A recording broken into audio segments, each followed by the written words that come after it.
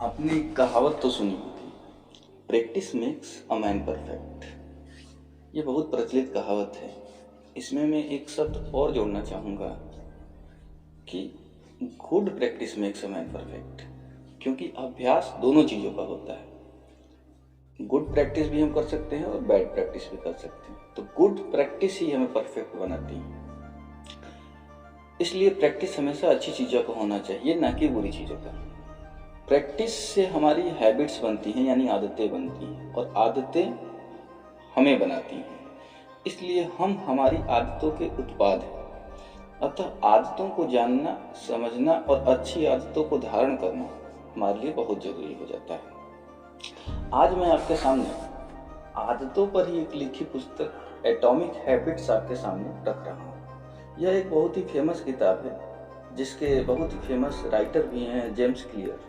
ये उन्हीं की किताब है, जिसमें से कई लोग इस किताब को पढ़े भी होंगे। मेरे हिसाब से यह एक लाइफ चेंजिंग बुक है।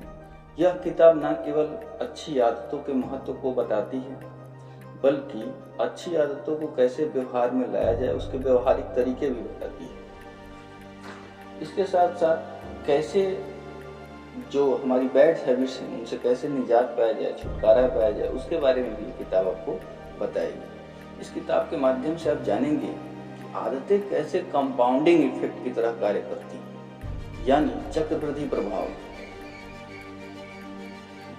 थोड़ा थोड़ा करके ये बहुत ज़्यादा जुड़ जाती है। इस किताब के माध्यम से आप ये भी जानेंगे कि गोल सेट करने की बजाय, कोई भी बड़ा सा गोल रखने की बजाय, उस गोल को प्राप्त करने की प्रक्रिया यानी सिस्टम पे ज़्यादा ध्यान देने की जरूरत लेखक इस बात में जोर देता है। आज हम इस वीडियो सीरीज के माध्यम से एक एक करके पूरी किताब को डिकोड करेंगे। मेरा उद्देश्य केवल किताब की समरी और समीक्षा तक सीमित नहीं होगा, बल्कि हम थोड़ा डिटेल में जाकर एक एक चैप्टर को डिकोड करेंगे। तो चलिए शुरुआत करते हैं। जैसा कि किताब के नाम से यह स्पष्ट है, एटॉमिक हैबिट्स यानी हमारी छोटी आदतें। एटॉमिक यानी एटम से ये शब्द बना है। एटम का मतलब आप जानते हैं, किसी भी एलिमेंट का सबसे छोटे पार्ट को एटम कहते हैं। तो एटॉमिक हैबिट्स कैसे हमारे जीवन पे कितना असरदारक हो जाती हैं, छोटी छोटी आदतें मिलके हमारे जीवन में कैसे लाइफ चेंजिंग मोमेंट क्रिएट कर देती हैं, उसी को हम समझेंगे। तो सबसे पहले हम समझते हैं कि why small habits makes a big difference.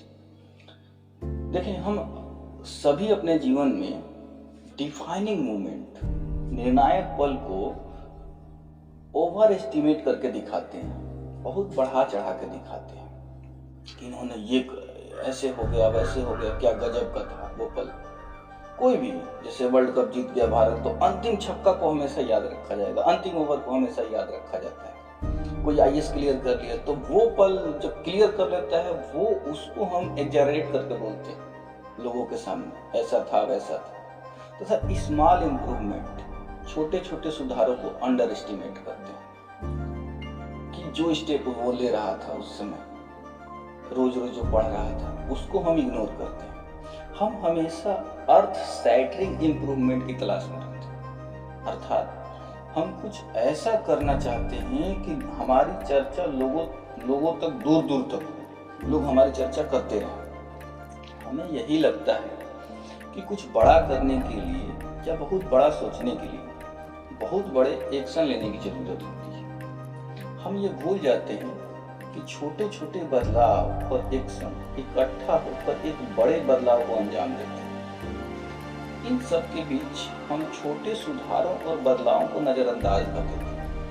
हमें ये एहसास ही नहीं होता कि हम रोज अगर 1% सुधार या बदलाव करके एक समय के बाद कितना बड़ा बदलाव अपनी लाइफ में ला सकते हैं।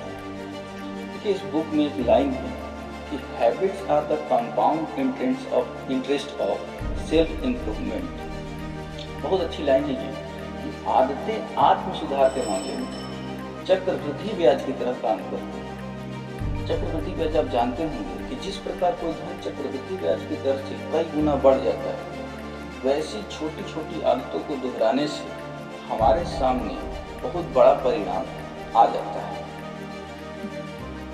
इस ग्राफ के माध्यम से आप समझ सकते हैं कि छोटी आदतों के प्रभाव लंबे समय में दिखते हैं। उदाहरण के लिए, यदि आप 1% रोज खराब होते हैं तो किसी भी मामले में आप रोज 1% वर्स्ट होते जा रहे हैं, तो 1 साल बाद आप शून्य के करीब होंगे। तो वहीं अगर 1% रोज आप बेहतर करते हैं तो 1 साल बाद पहले से 37 गुना 37 गुना बेहतर होंगे।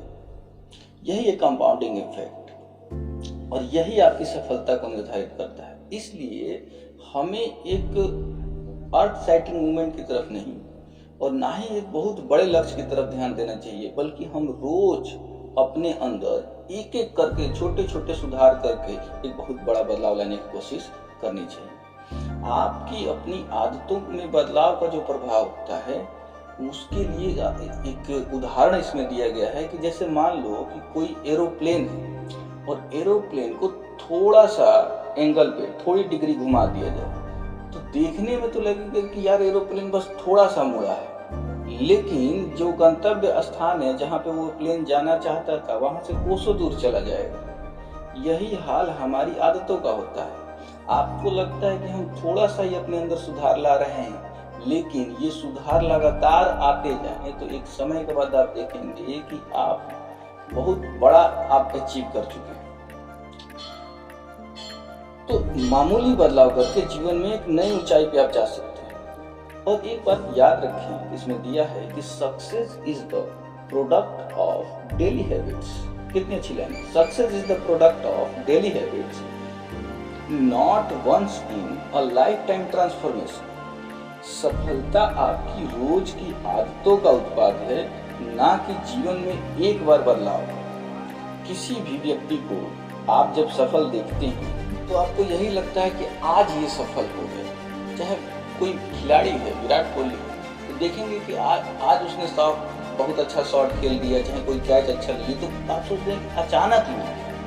आप ये नहीं जानते कि उस शॉट को खेलने के लिए वो मैदान पे कितनी मेहनत किया है, कितनी प्रैक्टिस किया होता है। कोई भी व्यक्ति जब सफल होता है, कोई एग्जाम क्लियर करता है, उसके लिए उसने कितने पीछे मेहनत कर चुका है। तो वही ये बात कह रहा है कि success is the product of daily habits. आप रोज जो आदतों को दोहराते हैं वही एक दिन आपकी सफलता का परिचय बनता है। और ये एक दिन का बदलाव नहीं होता, बल्कि रोज रोज के थोड़े थोड़े बदलाव का नतीजा होता है। किताब के माध्यम से लेखक कहता है कि यदि आप अपने जीवन की भविष्यवाणी करना चाहते हैं, बहुत सारे लोग भविष्य जानना चाहते हैं ना, कि आगे चलकर आपको क्या बनना है या क्या बनोगे, तो इसका एक बहुत सा आसान उपाय है कि आप अपनी हर रोज की छोटी छोटी आदतों पर ध्यान देना शुरू करिए। कौन सी छोटी आदतें आपको फायदा पहुंचा रही हैं, कौन सी छोटी आदतें आपको आपके लक्ष्य तक ले जाएंगी, कौन सी छोटी आदतें आपको अपने लक्ष्य से दूर करेंगी, कौन सी छोटी आदतें आपको एक बेहतर इंसान बनाएगी, कौन सी छोटी छोटी आदतें आपको एक खराब इंसान बनाएगी। उन्हीं का संचय कुछ साल के बाद आपका परिणाम होता है। जैसे मैं उदाहरण दूं कि आप सुबह सुबह उठ के एक आदत पकड़ लें कि रोज 2-3 पेज पढ़ना है किसी किताब का, तो देखेंगे कि कुछ समय के बाद वो किताब आप पूरी पढ़ जाएंगे।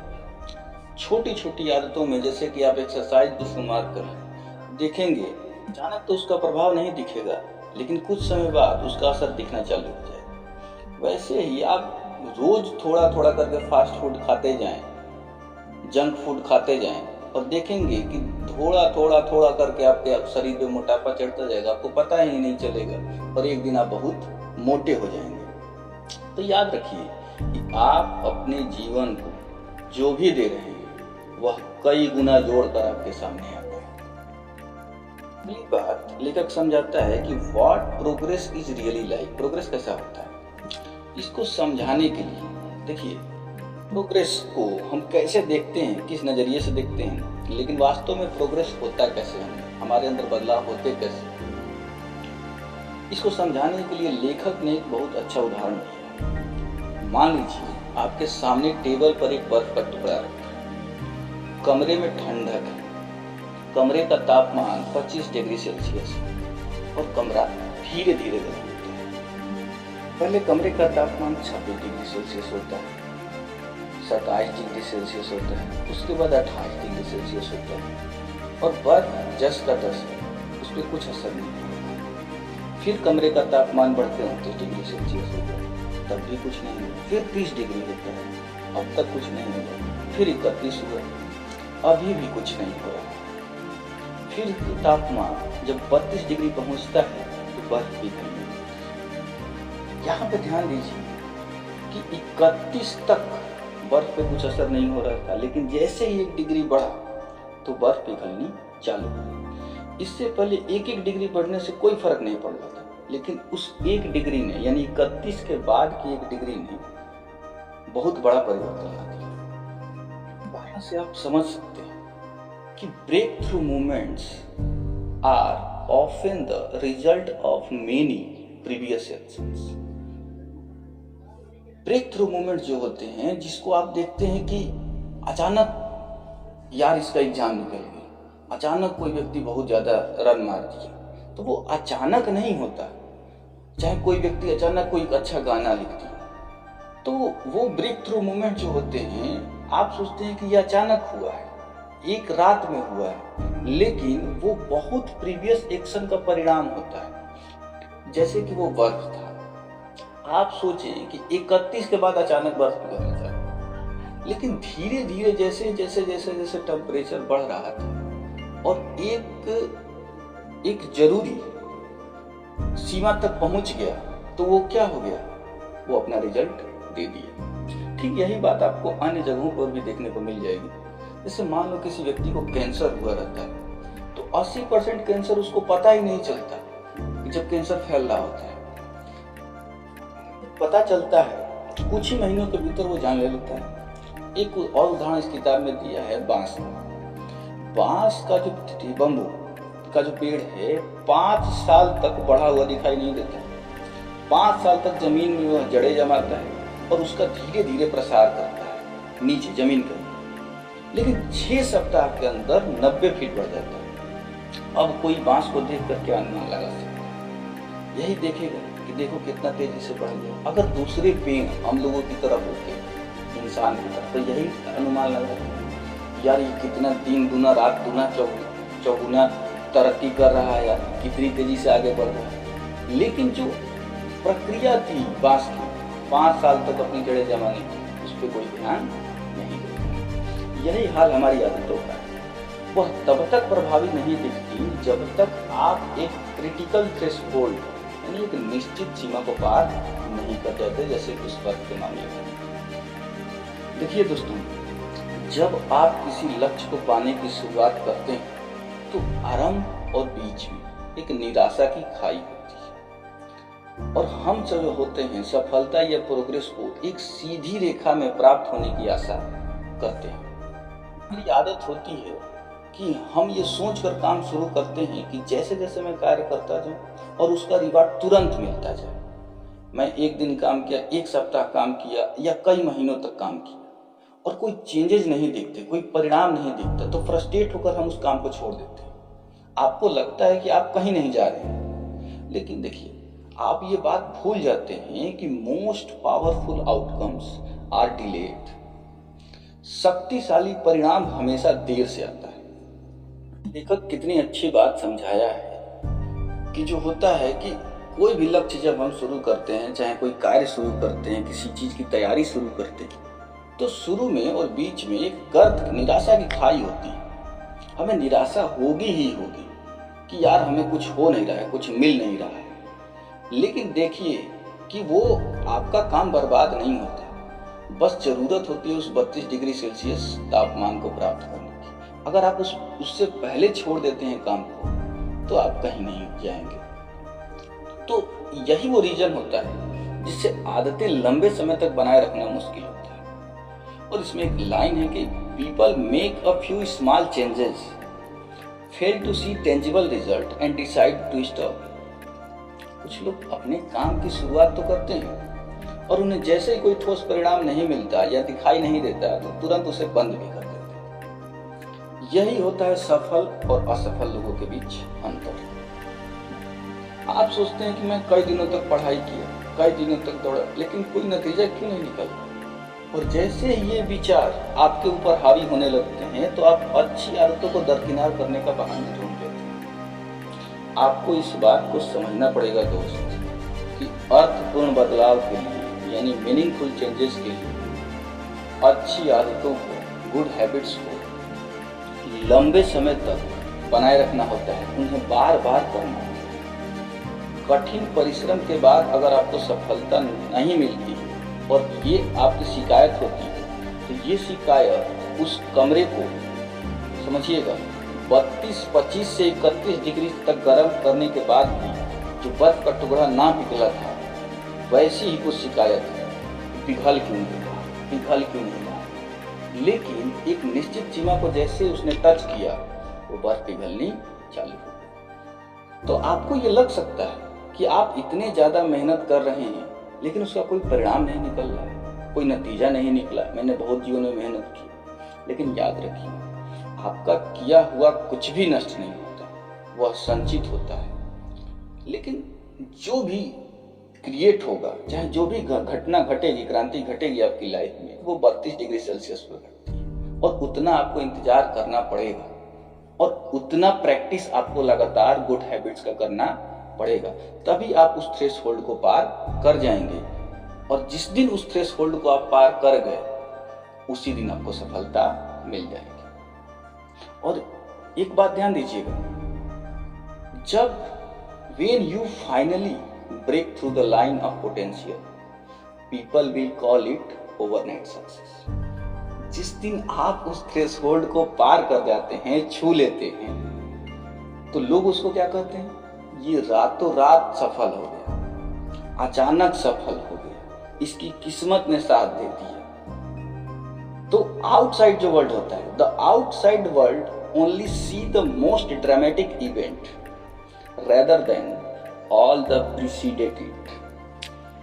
आउटसाइड वर्ल्ड जो होती है, बाहरी दुनिया क्या देखती है कि वो ड्रामेटिक इवेंट क्रिएट करती है, जो लास्ट में घटा मोमेंट, अरे क्या गजब सक्सेस मिल गया, क्या गजब छक्का मार दिया, क्या शतक मार दिया, वो ड्रामेटिक इवेंट क्रिएट करती है। उसको लगता है कि ये रातों रात मिली है सफलता। लेकिन आप जानते हैं कि ये वही काम है जिसकी प्रैक्टिस आप लंबे समय से कर रहे हैं। और आपको शुरू में लग रहा था कि यार कुछ नहीं, आप रोज रोज निराश हो रहे थे, कोई रिजल्ट नहीं मिल रहा था, कोई परिणाम नहीं दिख रहा था आपके सामने। और फिर एक दिन आप सफलता के कदम चूम लिए, जब उस थ्रेशोल्ड को पार। तो सब लोग सफल होने के बाद आपकी सफलता को देखते हैं, आपके संघर्ष को देख नहीं पाते। तो ये किताब की लाइन थी और इसी से जुड़ा एक शेर है बशीर बद्र।